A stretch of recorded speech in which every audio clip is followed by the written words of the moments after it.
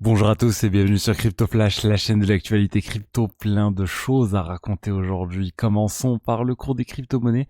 On a un Bitcoin en hausse aujourd'hui sur 24 heures de 2,3%, BTC à 68 000 dollars, Ethereum 2530 dollars plus 0,5%. Commençons tout de suite avec les actualités. Déjà, il faut savoir que sur Polymarket, on a une information assez intéressante, confirmée même par Polymarket, c'est que la baleine, on savait qu'il y avait une personne qui avait investi énormément d'argent sur le marché de prédiction autour de la victoire de Donald Trump aux élections américaines. Et bien en fait, ça serait un Français, ça nous vient de Polymarket, de la société Polymarket. Pourquoi ils ont publié ça? Parce qu'il y a beaucoup de personnes qui disent qu'il y a une influence étrangère, de l'ingérence qui est réalisée par Polymarket. On rappelle, il y a que des étrangers, on va dire, aux États-Unis qui sont autorisés à voter sur Polymarket. Et en fait, ça serait un Français qui est derrière la plupart de ces trades. Donc c'est assez drôle de voir ça. Tout ça pour dire qu'il ne semble pas y avoir vraiment de manipulation du prix. C'est juste une baleine française qui pense que Trump va gagner les élections américaines et du coup qui investit sur la victoire de Trump. Parlons maintenant d'autre chose avec Microsoft. Microsoft qui va voter en décembre sur le fait d'acheter ou non du Bitcoin. Le fait que est-ce que Microsoft va investir sa trésorerie dans du BTC.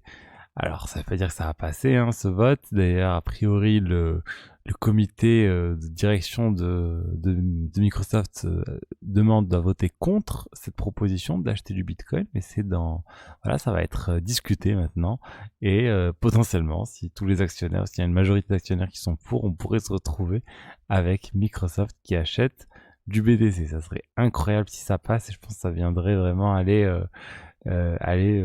faire augmenter le cours du BTC si jamais ça passe. Et passons tout de suite, je vous ai dit, un projet crypto qui monte, en tout cas qui a une adoption de plus en plus importante, et je voulais vous parler d'optimisme. Pourquoi je vous parle d'optimisme?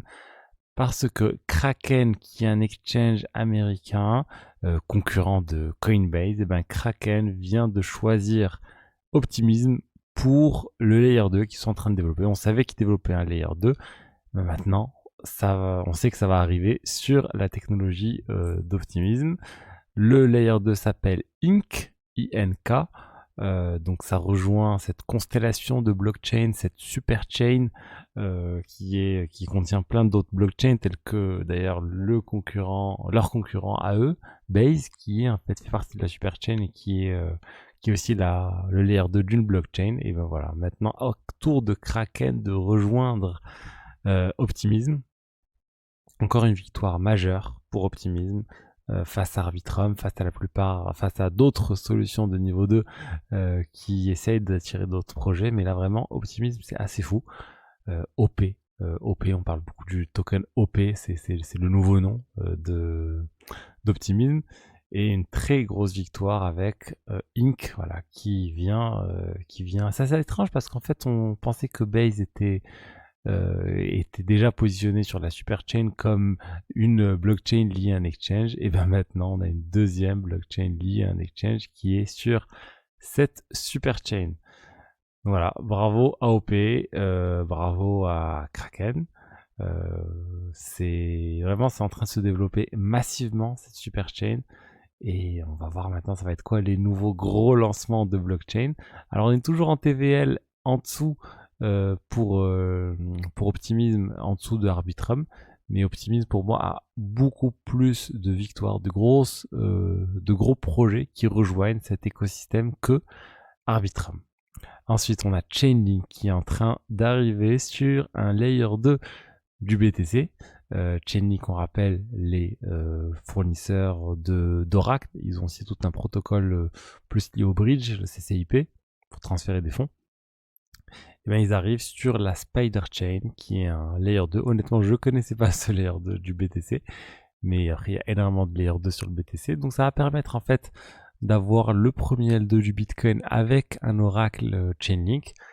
Avoir un oracle, c'est quelque chose qui est indispensable pour pouvoir avoir un écosystème de blockchain, enfin plutôt d'applications de finances décentralisées. C'est nécessaire d'être lié au monde réel, et du coup Chainlink permet ça, et voilà, c'est une bonne chose pour Chainlink, et un nouveau marché qui s'ouvre avec le marché des Layer 2, c'est juste énorme.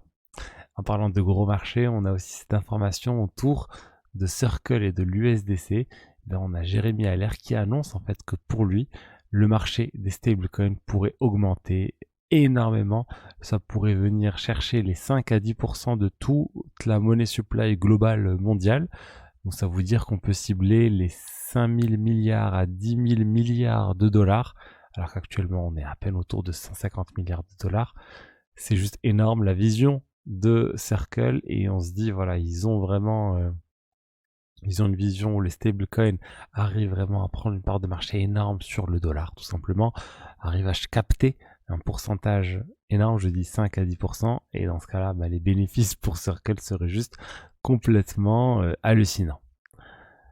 Ensuite, le même coin, GOAT, dont on parle de plus en plus. Là, on vient d'avoir l'annonce que Binance allait lister les contrats futurs basés sur le token GOAT. Donc encore une victoire pour ce même coin. Je vous en parle depuis un certain temps. Il y a beaucoup de momentum sur ce token GOAT Maximus. Ce token qui a été adopté par Terminal of Truth, une IA, en tout cas c'est ce qu'on est censé croire, qu'il y a une IA qui a adopté ce projet, qui est en train de le tirer vers le haut. Et enfin, pour finir, je m'attendais pas à parler un jour de ça, mais on a le gouvernement américain qui serait fait pirater. Le gouvernement américain qui serait fait pirater de 20 millions de dollars. On parle de cryptos qui ont bougé de manière assez étrange sur des wallets sous responsabilité du gouvernement américain. On attend les détails. Est-ce qu'il y a eu un phishing d'employés du gouvernement américain? Est-ce qu'il y a eu un piratage par exemple, de smart contracts? On n'a pas trop de détails sur le sujet, mais en tout cas, c'est assez énorme pour en parler, de ce vol qui vient d'avoir lieu et qui pourrait venir faire beaucoup de bruit et montrer en fait que même le gouvernement américain est une possible victime de piratage crypto. Et pour finir, on a un même coin sur le réseau Solana qui vient de dump massivement. Je parle du même coin Sharpay. Regardez, il vient de faire une baisse de 96% lors d'un rug pull assez énorme. Donc l'équipe qui vient et qui fait un dump massif de tokens. Très grosse baisse. Tout ça pour dire que les mêmes coins, attention, ça peut monter très haut.